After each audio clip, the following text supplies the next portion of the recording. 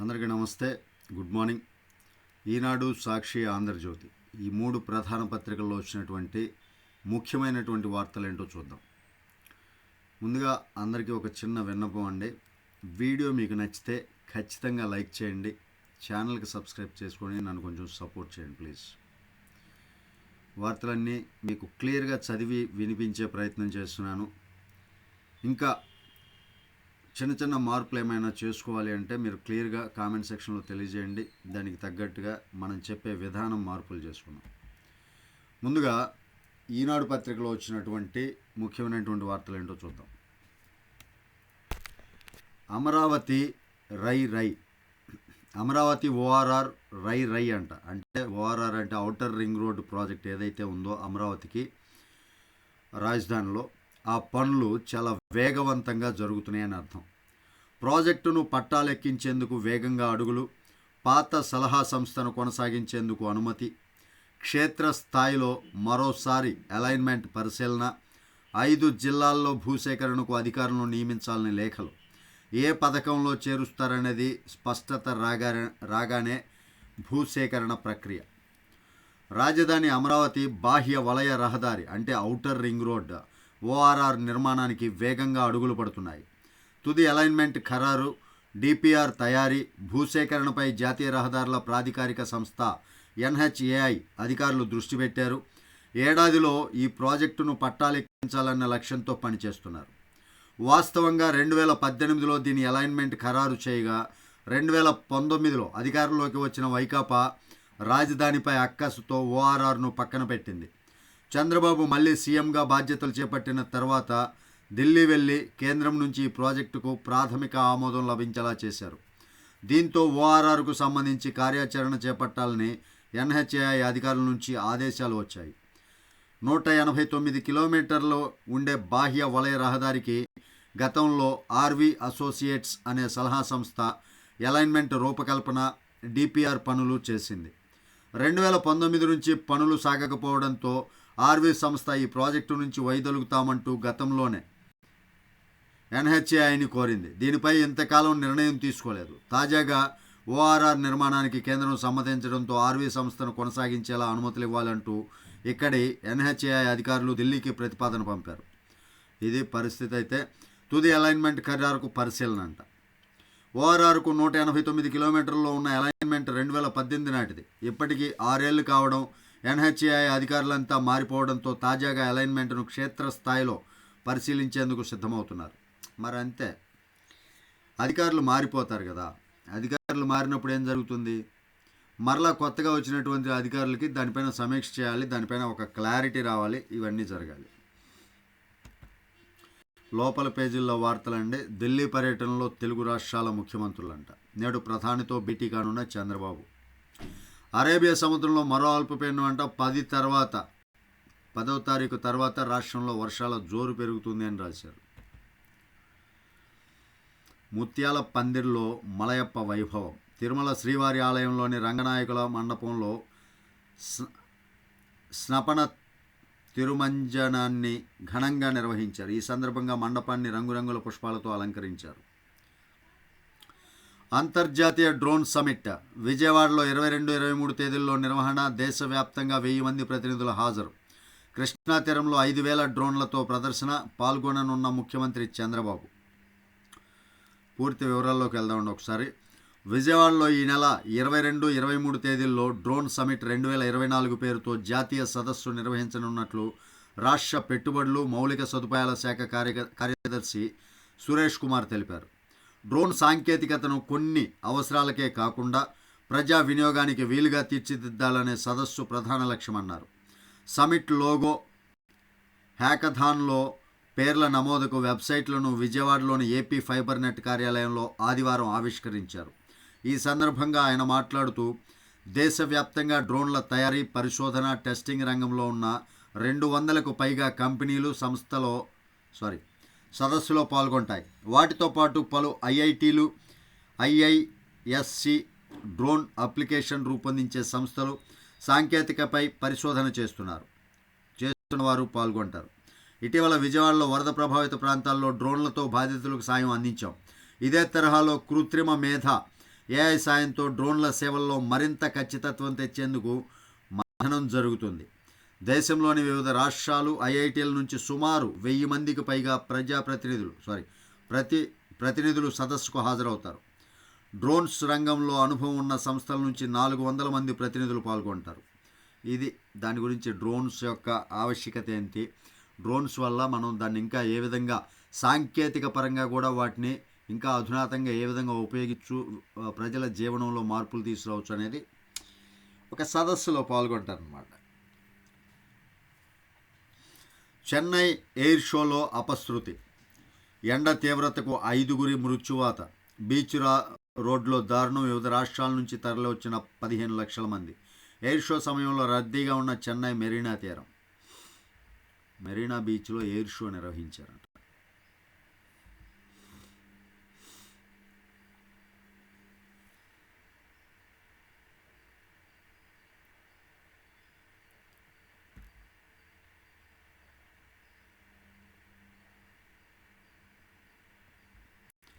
Cinema వార్తలు ఇవన్నీ కూడా. క్రీడా వేడుకలకు వేదికలేవి, 2027 జాతీయ క్రీడలకు ఆతిథ్యం ఇవ్వాలని సీఎం ఆదేశం. విజయవాడ, విశాఖ, కాకినాడ, తిరుపతిలో నిర్వహణ. 4 చోట్ల నిర్వహించిన చాలని మైదానాలు, సౌకర్యాలు. ఖేలో ఇండియా నిధుల సాధనలో వైకాపా ప్రభుత్వ నిర్లక్ష్యం. రాష్ట్రంలో 2027లో జాతీయ క్రీడల నిర్వహణకు ఇప్పటి నుంచే ఏర్పాట్లు చేయాలని సీఎం చంద్రబాబు క్రీడాశాఖ అధికారులను ఇటీవల ఆదేశించారు. ఉమ్మడి ఆంధ్రప్రదేశ్లో 2002 డిసెంబర్లో చంద్రబాబు సారథ్యంలోనే 10 రోజుల పాటు హైదరాబాద్, సికింద్రాబాద్, విశాఖపట్నంలో 32వ జాతీయ క్రీడలు నిర్వహించారు. మరోసారి అంతటి ఉత్సాహవంతమైన వేడుకకు రాష్ట్రాన్ని వేదిక చేయాలని ప్రభుత్వం యోచిస్తుండగా మౌలిక సౌకర్యాల లేమి సవాలుగా మారింది. గత 5 ఏళ్ల వైకాపా ప్రభుత్వంలో క్రీడారంగంపై కనీస దృష్టి సారించలేదు. రాష్ట్రంలో ఇండోర్, అవుట్డోర్ స్టేడియాలు సరిపడా లేవు. ఒకే చోట కాకుండా విజయవాడ, విశాఖపట్నం, కాకినాడ, తిరుపతి నగరాల్లో జాతీయ క్రీడలకు ఆతిథ్యం ఇవ్వాలని అధికారులు యోచిస్తున్నారు. అయినా కొన్ని క్రీడాంశాలకు అవసరమైన మైదానాలను త్వరితగతిన సిద్ధం చేయడంపై సమాలోచనలు చేస్తున్నారు. ఇది పరిస్థితి. ప్రతిపాదనల దశలోనే ఖేలో ఇండియా, ఇంకా ఖేలో ఇండియా అనేది ప్రతిపాదనల దశలోనే ఉందంట. విజయవాడ రైల్వే స్టేషన్లో ప్రయాణికుల రద్దీ, రైళ్లు కిటకిట, సీట్లకు కటకట. దసరా సెలవులతో పాటు ఇంద్రకీలాద్రిపై శరన్నవరాత్రుల నేపథ్యంలో విజయవాడ రైల్వే స్టేషన్ జనంతో కిటకిటలాడుతోంది. దుర్గమ్మను దర్శించుకున్న వారితో పాటు నగరం నుంచి సొంత ప్రాంతాలకు వెళుతున్న ప్రయాణికులతో స్టేషన్లో రద్దీ నెలకొంది. ఆదివారం మధ్యాహ్నం విశాఖపట్నం వెళ్లే జన్మభూమి ఎక్స్ప్రెస్ ఎక్కేందుకు ఇలా పోటీ పడ్డారు. ఈ క్రమంలో చిన్నారులు, వృద్ధులు, దివ్యాంగులు ఇబ్బందులకు గురయ్యారు. కూర్చోవడానికి స్థలం లేక రైలు కారిడార్లలో ఫుట్ బోర్డు మీద నిల్చొని ప్రయాణిస్తున్నారు. చాలా దారుణం అండి నిజంగా. ఎందుకంటే ప్రతిసారి ఇలాగే హాలిడేస్ పరంగా కావచ్చు, అందులో దసరా హాలిడేస్లో ఏం జరుగుతుందంటే విజయవాడలో చాలా రద్దీగా ఉంటుంది. అమ్మవారి టెంపుల్, ఫేమస్ టెంపుల్ ఇంద్రకీలాద్రిపై భక్తులు దర్శించుకోవటానికి రావటం, మళ్ళీ వెళ్ళేవాళ్ళు వచ్చేవాళ్ళు చాలా దారుణంగా ఉంటుందన్నమాట. విశాఖ ఉక్కు భూములు అమ్మేద్దామన్నారు జగన్. పవన్ కళ్యాణ్ ప్రశ్నకు కార్మికుల సమాధానం. గత ముఖ్యమంత్రి జగన్ ఉక్కు పరిశ్రమ భూములు అమ్మేద్దామని మీ ముందు ప్రతిపాదించిన మాట నిజమేనా అని ఉప ముఖ్యమంత్రి పవన్ కళ్యాణ్ అడిగిన ప్రశ్నకు ఆ ప్రతిపాదన నిజమేనని కార్మిక సంఘాల నేతలు తెలిపారు. మంగళగిరిలోని క్యాంపు కార్యాలయంలో ఆయన విశాఖ ఉక్కు పరిశ్రమకు సంబంధించిన కార్మిక పరిరక్షణ సంఘాల నాయకులతో ఆదివారం సమావేశమయ్యారు. ఈ సందర్భంగా విశాఖ ఉక్కు పరిశ్రమను ప్రైవేటీకరించకుండా కాపాడాలని కార్మికులు పవన్ను కోరారు. 12,500 మంది ఉద్యోగులు, 14,000 మంది ఒప్పంద కార్మికులు పనిచేస్తున్నారని, వారికి గత కొద్ది నెలలుగా భత్యాలు కూడా అందడం లేదని ఆయన దృష్టికి తీసుకెళ్లారు. 32 మంది బలిదానాలు, 16,000 మంది నిర్వాసితుల త్యాగాలు, 24,000 ఎకరాల భూసేకరణతో విశాఖ ఉక్కు పరిశ్రమ ఏర్పాటైంది. వారి త్యాగాలను ఎవరూ మర్చిపోకూడదు. దాన్ని కాపాడుకోవాలనే భావోద్వేగం పరిశ్రమలో పనిచేసే ప్రతి కార్మికుడితో పాటు కార్మిక ఉద్యోగ సంఘాల నేతల్లో కూడా ఉండాలి. పరిశ్రమను కాపాడుకోవడానికి చేసిన పోరాటాలు, త్యాగాలను కేంద్రం దృష్టికి తీసుకెళ్తాం అని పవన్ కళ్యాణ్ స్పష్టం చేశారు.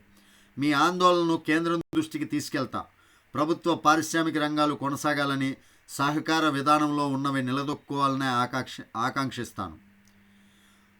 ప్రైవేటీకరణ ప్రతిపాదన వచ్చినప్పుడే కేంద్ర ప్రభుత్వంతో మాట్లాడాను. కేంద్ర హోంమంత్రి అమిత్ షాను కలిసి ఎన్ని త్యాగాలు పోరాటాలతో ఏర్పడిందో వివరించా. విశాఖ ఉక్కు పరిశ్రమ వద్ద సభ నిర్వహించినప్పుడే ఉద్యోగ కార్మిక సంఘాలన్నీ కలిసి అఖిల పక్షంతో కేంద్ర ప్రభుత్వానికి వినతి పత్రం ఇద్దామంటే ఎవ్వరూ ముందుకు రాలేదు. అప్పుడే వచ్చి ఉంటే ఈరోజు ఇంత ఆందోళన అవసరం ఉండేది కాదు. మీ ఆందోళనను కేంద్ర ప్రభుత్వం దృష్టికి తీసుకెళ్తా. పరిశ్రమను నిలబెట్టుకునేందుకు మీరు చేసే ప్రతిపాదనలను వివరించాలి. అదేవిధంగా మన వైపు ఉన్న ఇబ్బందులను కూడా సరిదిద్దుకోవాలి అని పవన్ సూచించారు. గతంలో డ్రెడ్జింగ్ కార్పొరేషన్ను ప్రైవేటీకరణ కాకుండా ఎలా కాపాడుకున్నారో కార్మిక సంఘాల నేతలకు వివరించారు.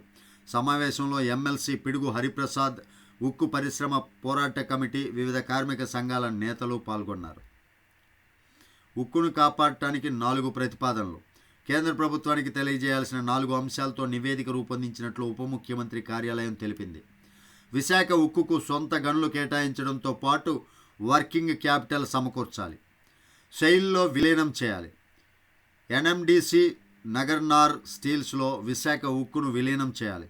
నా స్ట్రాటజిక్ ప్లాన్ నుంచి స్ట్రాటజిక్ ప్లాన్ పరిధిలోకి విశాఖ ఉక్కును తీసుకోవాలి. ఇవి 4 ప్రతిపాదనలు. అచ్యుతాపురం సెజ్లోని సెయింట్ గోబైన్ అద్దాల పరిశ్రమ అంటది. ఇక్కడ ఇమేజ్ కూడా చూసుకోవచ్చు మీరు. ఈ సైడ్ ఇదిగోండి, ఇది ఇమేజ్. వైకాపా నిర్లక్ష్యం అద్దాల పరిశ్రమకు శాపం. విస్తరణపై పునరాలోచనలో సెయింట్ గోబైన్. రాష్ట్రానికి లక్షల కోట్ల రూపాయల పెట్టుబడులు తెచ్చినట్లు ఓదరగొట్టిన గత వైకాపా సర్కారు పరిశ్రమలకు 100 కోట్ల రూపాయల రాయితీలు ఎగ్గొట్టింది. అందుకు ఉదాహరణ అద్దాల తయారీ పరిశ్రమ సెయింట్ గోబైన్. 2014-19లో తెదేపా అధికారంలో ఉండగా 2000 కోట్ల పెట్టుబడుల ప్రతిపాదనలతో వచ్చిన ఈ సంస్థకు అనకాపల్లి జిల్లా అచ్యుతాపురం సెజ్లో 180 ఎకరాలు కేటాయించారు. పరిశ్రమ కార్యరూపంలోకి వచ్చే నాటికి వైకాపా ప్రభుత్వం అధికారంలోకి వచ్చింది. తొలి దశలో 500 కోట్ల రూపాయల పెట్టుబడితో జిప్సం ప్లాస్టర్ బోర్డులు తయారు చేస్తాం. రెండో దశలో 600 కోట్ల రూపాయలు, మూడో దశలో 900 కోట్లతో విస్తరించి ఫ్లోట్ గ్లాస్ అంటే అద్దాలన్నమాట ఉత్పత్తి చేస్తాం. 1300 మందికి ఉపాధి కల్పిస్తాం. దీనికోసం భూములతో పాటు తమ ఉత్పత్తులకు ముడిసరుకు సిలికా శాండ్, డోలమైట్, సల్ఫర్, ఇతర ఖనిజాలు కేటాయించాలి. విద్యుత్తు సుంకం, జిఎస్టీలో రాయితీలు ఇవ్వాలి. 1000 లీటర్ల నీటిని 25 రూపాయల చొప్పున సరఫరా చేయాలి అని ప్రభుత్వంతో సెయింట్ గోబైన్ కుదుర్చుకున్న ఎంఓయూలో పేర్కొన్నారు. 2019లో కంపెనీ పేరిట ఎకరా 60 లక్షల రూపాయల చొప్పున 180 ఎకరాలకు ఏపీఐఐసి రిజిస్ట్రేషన్ చేసింది. 2020లో తొలి దశగా జిప్సం షీట్ల తయారీ ప్రారంభించింది.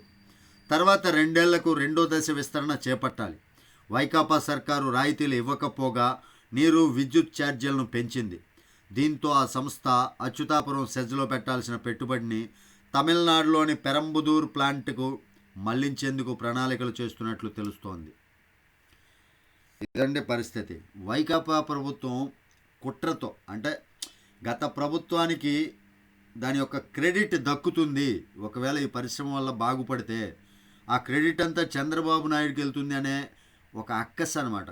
ఒక ఫోబియా ఉందండి. నిజంగా జగన్మోహన్ రెడ్డికి ఒక ఫోబియా ఉందన్నమాట.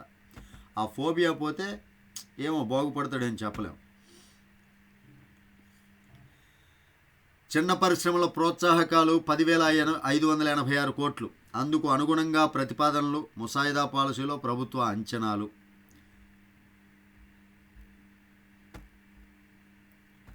బతుకుపై జలఖడ్గం, భరోసానిస్తున్న దాతృత్వం. అంటే మొన్న వర్షాలకి ఇంకా దానికి సంబంధించి దాతలు విరాళాలు ఇస్తూ ఉన్నారన్నమాట. చెన్నై ఎయిర్ షోలో అపశృతి అంట. ఎండ తీవ్రతకు 5 మృత్యువాత. చెన్నై బీచ్ రోడ్లో ఆదివారం నిర్వహించిన వైమానిక దళ ఎయిర్ షోలో విషాదం చోటు చేసుకుంది. ఎండ తీవ్రత ఎక్కువగా ఉండటం, అన్ని వైపుల నుంచి వాహనాలు వచ్చేయడంతో చాలామంది సొమ్మసిల్లి పడిపోయారు. రాత్రి 10:30 అందిన సమాచారం ప్రకారం 5 మరణించినట్లు తెలుస్తోంది. వీరిలో ఏపీలోని కర్నూలు జిల్లాకు చెందిన దినేష్ కుమార్ 37 సంవత్సరాలు, ఒకరని సమాచారం. మిగిలిన నలుగురిలో తమిళనాడుకు చెందిన జాన్ 56 సంవత్సరాలు, మణి 37 సంవత్సరాలు, శ్రీనివాసన్ ఎండ తీవ్రతతో స్పృహ కోల్పోయి ఆసుపత్రిలో చనిపోయినట్లు తెలుస్తోంది. ట్రాఫిక్లో చిక్కున్న కార్తికేయన్ 34 సంవత్సరాలకు గుండెపోటు రావడంతో, అంటే వాళ్ళ వయసు 34 సంవత్సరాలు అన్నమాట, ప్రభుత్వ ఆసుపత్రిలో చికిత్స పొందుతూ మరణించినట్లు చెబుతున్నారు. ఇవంటి పరిస్థితులు అయితే ఇలా అపశృతిలో పడ్డాయి అన్నమాట.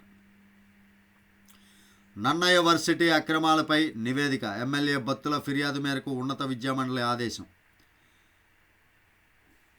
ఇక చకచక శ్రీవారి లడ్డూల పంపిణీ, ఆధార్ స్కానింగ్ యంత్రాల ఏర్పాటు. ఓకే. కెనడాలో వెయిటర్ ఉద్యోగాల కోసం భారతీయ విద్యార్థుల బారులు. తమిళనాడు సిద్ధులు సాధువుల నేల, పవన్ కళ్యాణ్ అన్నారంట. తమిళనాడు సిద్ధులు సాధువుల నేల అని ఉప ముఖ్యమంత్రి పవన్ కళ్యాణ్ ఆదివారం ఎక్స్లో పేర్కొన్నారు. సంస్కృతి సాంప్రదాయాలను కాపాడుకోవడానికి తమిళనాడు అండగా నిలుస్తోంది. రామకృష్ణ పరమహంస, శారదామాత, స్వామి వివేకానందలకు మా నాన్న భక్తుడు. ఆయన రాంచీలో క్రియాయోగ దీక్ష స్వీకరించారు. ఓకే. కార్టూన్ చూడండి. ప్రభుత్వాన్ని విమర్శించినంత మాత్రాన జర్నలిస్టుపై కేసులు పెట్టొద్దు, సుప్రీంకోర్టు.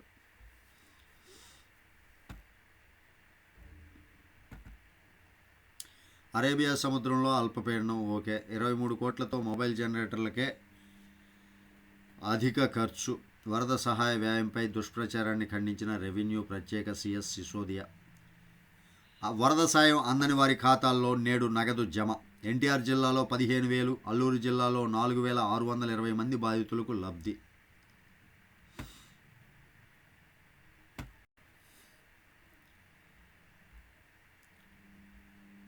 అమ్మవారి అలంకరణ గురించి రాశారు. ఢిల్లీ పర్యటనలో తెలుగు రాష్ట్రాల ముఖ్యమంత్రులు చంద్రబాబు నాయుడు, రేవంత్ రెడ్డిలు 2 రోజుల పాటు ఢిల్లీలో పర్యటించనున్నారు. ఇందుకోసం తెలంగాణ ముఖ్యమంత్రి ఆదివారం రాత్రి 9 గంటలకు దేశ రాజధాని చేరుకున్నారు. ఏపీ ముఖ్యమంత్రి చంద్రబాబు నాయుడు సోమవారం సాయంత్రం 4 గంటలకు ఢిల్లీ రానున్నారు. సోమవారం ఉదయం నుంచి మధ్యాహ్నం వరకు కేంద్ర హోంమంత్రి అమిత్ షా నేతృత్వంలో ఇక్కడి విజ్ఞాన్ భవన్లో జరిగే నక్సల్ ప్రభావిత రాష్ట్రాల ముఖ్యమంత్రుల సదస్సులో ఇద్దరూ పాల్గొంటారని తొలుత భావించిన, ఇప్పుడు ఇందులో తెలంగాణ తరపున ముఖ్యమంత్రి రేవంత్ రెడ్డి, ఆంధ్రప్రదేశ్ తరపున హోంమంత్రి వంగలపూడి అనిత, ఇరు రాష్ట్రాల ఉన్నత స్థాయి ప్రభుత్వ అధికారులు పాల్గొంటారని తెలిసింది.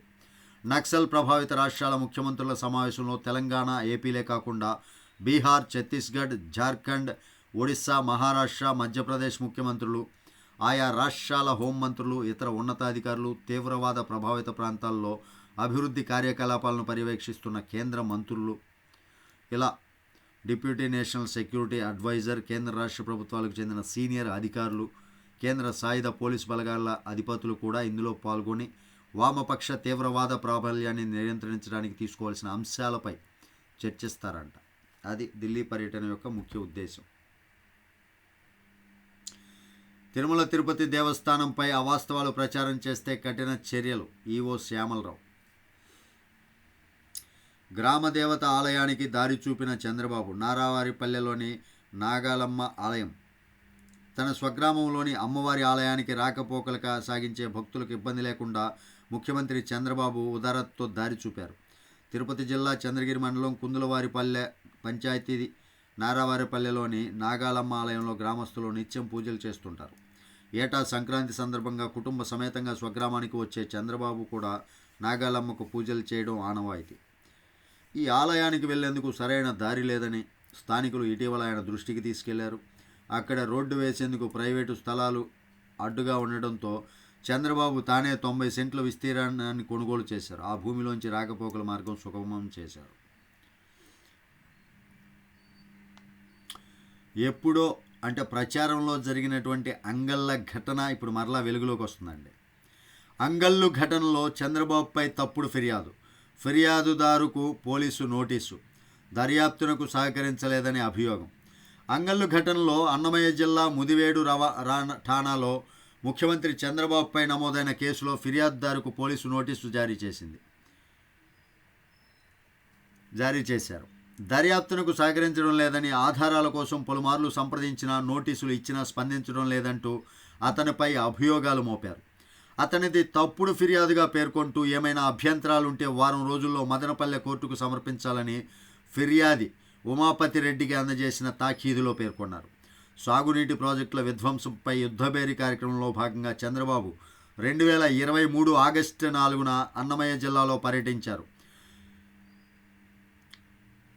కురబంకోట మండలం అంగళ్ళు మీదుగా వెళ్తుండగా నాటి అధికార వైకాపా నేతలు కవ్వింపు చర్యలకు పాల్పడ్డారు. వారిని తెదేపా శ్రేణులు అడ్డుకోవడంతో ఉద్రిక్తత నెలకొంది. ఈ ఘటనపై అప్పట్లో కేసు నమోదు చేసిన ముదివేడు పోలీసులు చంద్రబాబును A1గా చేర్చుతూ మొత్తం 179 మందిపై కేసులు నమోదు చేశారు. హత్యాయత్నంతో పాటు పలు సెక్షన్లు పెట్టారు. ఆధారాలు ఇవ్వకుండా సాచివేత అంట. అంటే దానిపైన ఆధారాలు ఇవ్వాలి కదండి. ఆధారాలు ఇవ్వకుండా వాళ్ళు ఏం చేస్తున్నారంటే టైం పాస్ చేస్తున్నారు. అందుకని పోలీసులు నోటీసులు అందజేశారు. దానికి ఏదైనా మీ దగ్గర ఆధారాలు ఉంటే దాన్ని సమర్పించండి, లేదా ఇది తప్పుడు కేసుగా పర్యవేక్షించి మీ పైన కేసు పెట్టాల్సి వస్తుంది అన్నట్లుగానే చెప్తున్నారు.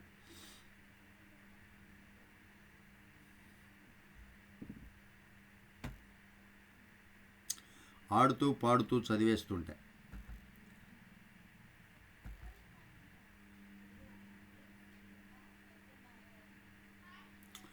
11,000 కోట్ల రూపాయలు ఖర్చు చేసినా ఏదీ పూర్తి ప్రయోజనం. హంద్రినీవా సుజల స్రవంతి జలాలు చివరి వరకు ఎలా? కాలువ లైనింగు అత్యవసరం. వచ్చే సీజన్కు నీళ్లు ఇవ్వాలంటే ఇదే మార్గమా? వెడల్పు సామర్థ్యం పెంపు ఆ తర్వాత దశల్లో. త్వరలో సీఎం చంద్రబాబు వద్ద సమావేశం.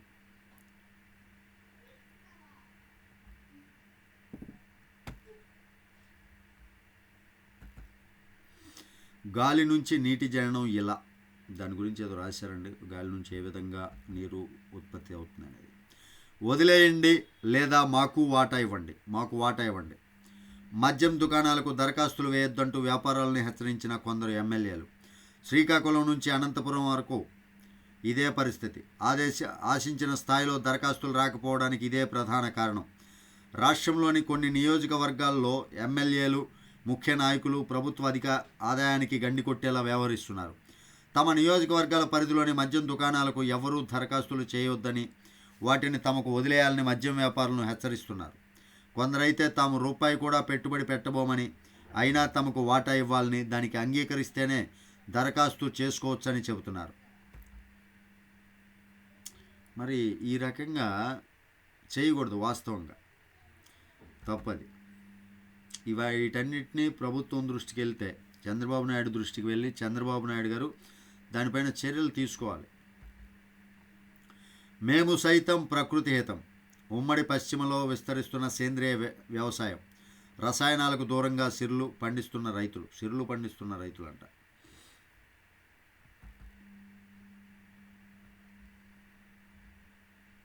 రెండున్నరేళ్లలో పూర్తి చేయాల్సిందే. రాజధానిలో స్థలాలు తీసుకున్న సంస్థలకు ప్రభుత్వం షరతు. చిన్నారి హత్య ఘటనపై జగన్ దుష్ప్రచారం. ఫరూక్ షిబ్లీ. పొంగనూరు చిన్నారి హత్య దుర్ఘటన అత్యంత బాధాకరమని మైనారిటీ హక్కుల పరిరక్షణ రాష్ట్ర సమితి రాష్ట్ర అధ్యక్షుడు ఫరూక్ షిబ్లీ పేర్కొన్నారు. ఇతర కారణాలతో చిన్నారి హత్యకు గురైతే అత్యాచారం చేసి హత్య చేశారని జగన్ వైకాపా నాయకులు సాక్షి మీడియా దుష్ప్రచారం చేయడం దారుణమని ఆదివారం ఒక ప్రకటనలో మండిపడ్డారు. చిన్నారి కుటుంబం దుఃఖంలో ఉంటే ఈ అంశంపై వక్రీకరణలు చేయడం తగదన్నారు.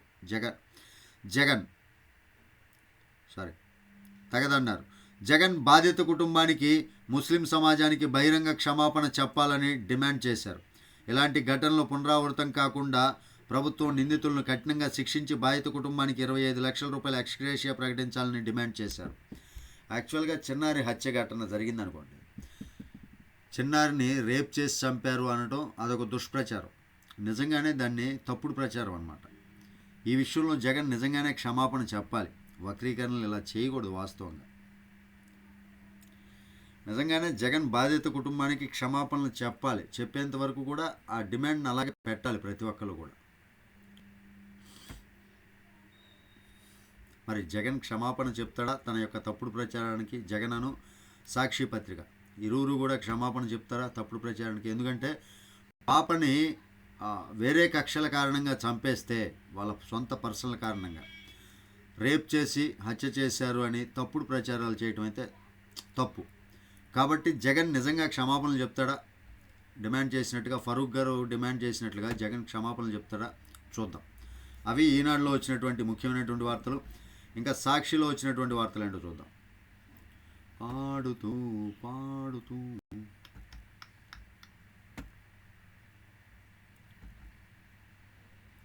ఆన్లైన్లో అడ్డంకులు, ఆఫ్లైన్లో బెదిరింపులు, ఎల్లో సిండికేట్, టీడీపీ మద్యం కేటుగాళ్లకు ఎక్సైజ్ సహకారం, ఆన్లైన్ దరఖాస్తులకు సాంకేతిక అడ్డంకులు, ఎక్కడైనా అరకొరగా వచ్చిన కాగితాలపైనే నింపుతున్న సిబ్బంది, ఆఫ్లైన్ కోసం కార్యాలయాల వద్దకు వెళ్తే బెదిరించి వెనక్కి పంపేస్తున్న పచ్చ ముఠాలు, 8,274 దరఖాస్తుల్లో 6,520 ఆఫ్లైన్లోనే, ఒక్కో షాపు కోసం 3 దరఖాస్తులు అందని వైనం, దుకాణాలకు ఏకంగా సిండికేట్ కట్టబెట్టే ఎత్తుగడ. తప్పుడు ప్రచారం. వాస్తవంగా కొంతమంది ఎమ్మెల్యేలు ఇలా చేశారు కొన్ని ప్రాంతాల్లో. ఇందాక ఈనాడులో కూడా రాశారు కదా, కొన్ని ప్రాంతాల్లో అలా జరిగింది. మద్యం సిండికేట్లో తప్పుడు తడకల బెదిరించి అలా చేయటం తప్పు. తమకి వాటాలు కావాలి అనడం తప్పు. ఎమ్మెల్యేకి సంబంధించిన వాళ్ళు అలాంటి వారిపైన చంద్రబాబు చర్యలు తీసుకుంటే ఇలాంటి దుష్ప్రచారాలు ఆగిపోతాయి. గాజాపై బాంబుల వర్షం, మసీదుపై ఇజ్రాయెల్ దాడుల్లో 19 మంది మృతి, పాఠశాలపైన విరుచుకుపడిన సైన్యం, 4 మృతి. ఉత్తర గాజా, దక్షిణ బీరుట్పై దాడులు ఉధృతం. అంగళ్ళు కేసు క్లోజ్.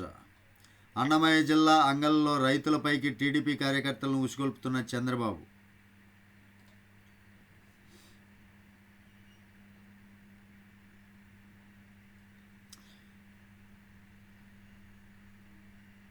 అస్వియా హత్య కేసులో 3 అరెస్ట్. ఆర్థిక లావాదేవీలే చిన్నారి హత్యకు కారణం. మీడియా సమావేశంలో చిత్తూరు జిల్లా ఎస్పీ వెల్లడి. మరి ఆర్థిక లావాదేవీలే చిన్నారి హత్యకు కారణమైతే మరి జగన్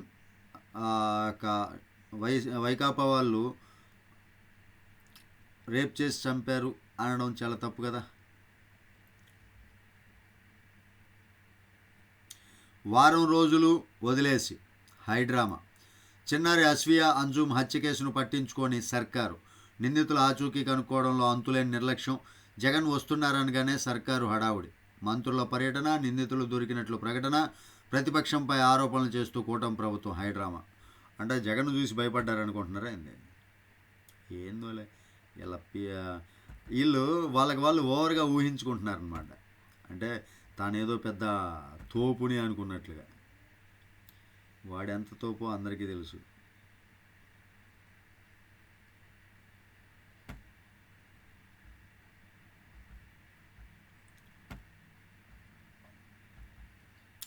ఇంటర్ సిలబస్ మార్పు 2025-26 విద్యా సంవత్సరం నుంచి అమల్లోకి. తొలుత ఇంటర్ ఫస్ట్ ఇయర్లో అమలు, ఆపై ఏడాది సెకండ్ ఇయర్లో మార్పు. ఆ పై ఏడాది అంటే ఫస్ట్ ఏమో ఇంటర్ ఫస్ట్ ఇయర్లో అమలు చేస్తారంట అది. ఆ తర్వాత వచ్చే ఆ పై ఏడాది ఉంటుంది కదా, సెకండ్ ఇయర్లో కూడా మార్పులు చేస్తారు. నీట్ ఐఐటికి సిద్ధమయ్యేలా ఎంపీసీ బైపీసీ పాఠ్యాంశాలు. ఓకే, మంచిది. ముత్యపు పందిరిలో ముగ్ధ మనోహరుడిగా శ్రీనివాసుడి బ్రహ్మోత్సవాలు జరుగుతున్నాయి. టీడీపీ కార్యకర్త బలవన్మరణం. రాయనపాడు టీడీపీలో తారాస్థాయికి వర్గపోరు.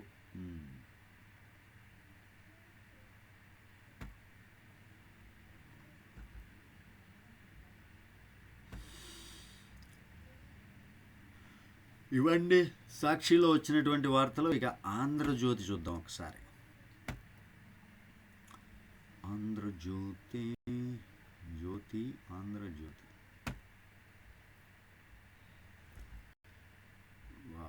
ఆఫర్లు, పవర్ బ్యాంకుల పైన అన్నిటిపైన ఆఫర్లు ఉన్నాయి. ఉచిత ఇసుక ధరల మరక.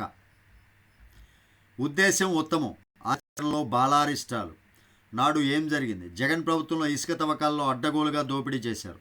ఉచిత ఇసుక విధానాన్ని రద్దు చేసి సహజ సంపదను ఆదాయ వనరుగా మార్చుకున్నారు. నిబంధనలు ఉల్లంఘించి ఇష్టారీతిన ఇసుక తవ్వేసి అందిన కాడికి సొమ్ము చేసుకున్నారు. 5 ఏళ్ళు జనాలకు చుక్కలు చూపించారు. ఇసుక దందాలో స్థానిక ప్రజాప్రతినిధుల నుంచి తాడేపల్లి వరకు వేల కోట్లు దోచుకోవడం బహిరంగ రహస్యం. నేడు ఏం జరుగుతుంది అంటే, అప్పుడు అలా జరిగింది, ఇప్పుడు ఏం జరుగుతుంది అనే దాన్ని కూడా వివరణ ఇచ్చారనమాట. చంద్రబాబు అధికారంలోకి రాగానే ఉచిత ఇసుక హామీని నిలబెట్టుకున్నారు. జగన్ ప్రభుత్వంలో సాగిన దోపిడీకి అడ్డుకట్ట వేస్తూ ఉచిత ఇసుక పాలసీని ప్రకటించారు. దీంతో ఇక ఇసుక కష్టాలు ఉండవని అంతా భావించారు. కానీ ఆశించిన స్థాయిలో ప్రజలకు ఊరట కలగలేదు. కొన్ని చోట్ల గతం కంటే ఇప్పుడే భారమైందన్న అభ్యంతరాలు వ్యక్తమవుతున్నాయి. ఎందుకిలా? సమస్య ఎక్కడ ఉంది అనే దానిపైన ఒక్కసారి చూద్దాం. ఉచిత ఇసుక ఆలోచన అత్యుత్తమమైనదే. అయినా దాని అమల్లో ఎదురవుతున్న అవాంతరాలు ప్రజల కష్టాలను పూర్తిగా తొలగించలేకపోవడానికి ప్రధాన కారణం. ఇసుక ఉచితమే అయినా రవాణా, నిర్వహణ ఛార్జీల వసూలు విషయంలో ఏకరూపత లేకపోవడం, వర్షాకాలం కావడంతో ఇసుక రీచ్లు పూర్తి స్థాయిలో అందుబాటులోకి రాకపోవడం, తగినంత స్టాక్ లేకపోవడం సమస్యలను తొలగించలేకపోతున్నాయి. ఇది పరిస్థితి. ఉచితం అమలులో సమస్యలు ఎన్నో. సామాన్యులకు ఇసుక ఇంకా భారమే. ఉచిత విధానంతో దక్కని ఉపశమనం, జనానికి చేరని ఉత్తమ పథకం ప్రయోజనం. ఉచితానికి నిర్వహణ ఛార్జీల గండం, జిఎస్టీ వేయడం పైన జనం కినుక, రవాణా ఛార్జీల్లో వ్యత్యాసంతో భారం, అమల్లో లోపాలు దిద్దుబాటు తక్షణ అవసరం. రవాణా ఛార్జీలపైన ఒక సరైన నిర్ణయం తీసుకోవాలి. దానిపైన ఒక విధానం తీసుకురావాలి. ఏ విధంగా రవాణా ఛార్జీలు ఉండాలి, వాటిపైన ఒక విధానాన్ని తీసుకురావాలి. అప్పుడే ఆలోచన ఉత్తమమైనదే. కానీ ఏం జరుగుతుందంటే రవాణా ఖర్చుల్లో తేడాల వల్ల, కొన్నిట్లో తేడాల వల్ల దానిపైన ఇంకా నిరాశగానే ఉన్నారు జనాలు. నేడు ప్రధానితో సీఎం భేటీ ఓకే. జై హో బీసీ. బీసీల స్థితిగతులపై అత్యున్నత సర్వే. ప్రముఖ సంస్థలకు బాధ్యతలు, 139 కులాల వారిపై సంపూర్ణ అధ్యయనం, ఎవరికి ఏం అవసరమో గుర్తించే ప్రక్రియ.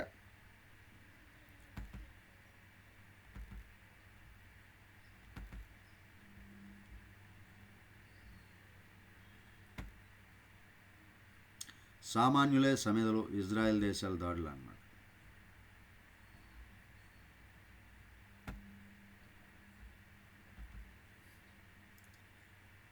డబ్బు కోసం వలపుల వల, ధనవంతుల బిడ్డలే లక్ష్యం, ప్రేమ పెళ్లి పేరుతో యువతి పక్కా మోసం. పోలీసులకు ఫిర్యాదు చేసిన బాధితులు. ఏపీ, తెలంగాణ రాష్ట్రాల్లో మరింత మంది. డబ్బున్న యువకులను లక్ష్యంగా చేసుకుని వలపుల వల విసురుతూ పక్కా మోసం చేస్తున్న యువతిని విశాఖ పోలీసులు అరెస్టు చేశారు. ప్రేమ పేరుతో యువకులకు దగ్గరై తర్వాత బ్లాక్మెయిల్ చేసి డబ్బులు గుంజుతున్నట్లు గుర్తించారు. అయితే యువతి వెనుక ఓ ముఠా కూడా ఉందని తెలిపారు.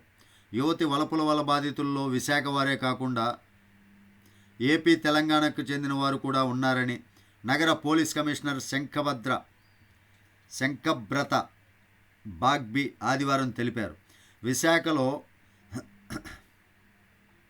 విశాఖలోని మురళీనగర్ ఎన్డీఓ కాలనీకి చెందిన కొర్రుప్రోలు జాయ్ జమీమా అనే యువతి చిన్నతనంలోనే తల్లిదండ్రులను కోల్పోవడంతో బంధువుల దత్తత తీసుకున్నారు. జల్సాలకు అలవాటు పడిన ఆమె ఇంటి నుంచి వెళ్ళిపోయింది. తర్వాత ఓ ముఠాను కలిసి ఫేస్బుక్, ఇన్స్టాగ్రామ్లో డబ్బున్న యువకులను, ఎన్ఆర్ఐలను గుర్తించి వారితో చాటింగ్ చేయడం, డిజిటల్ మార్కెటింగ్ పేరుతో మోసాలు చేయడం నేర్చుకుంది. అమెరికాలో ఉద్యోగం చేస్తున్న విశాఖలోని షీలానగర్కు చెందిన యువకుడిని నిందితురాలు ఇన్స్టాగ్రామ్లో పరిచయం చేసుకుంది.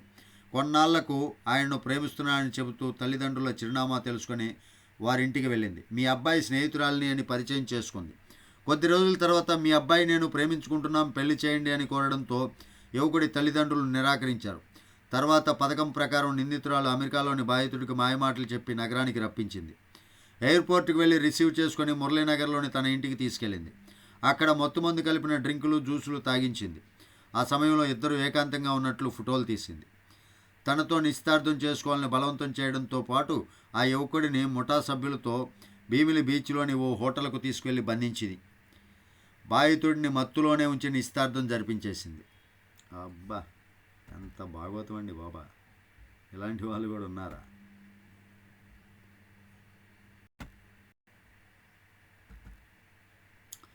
ఇవండి ఈ 3 ప్రధాన పత్రికలు వచ్చినటువంటి వార్తలు. వీడియో మీకు నచ్చితే ఖచ్చితంగా లైక్ చేయండి, ఛానల్కి సబ్స్క్రైబ్ చేసుకొని నన్ను కొంచెం సపోర్ట్ చేయండి. Thank you. జై హింద్.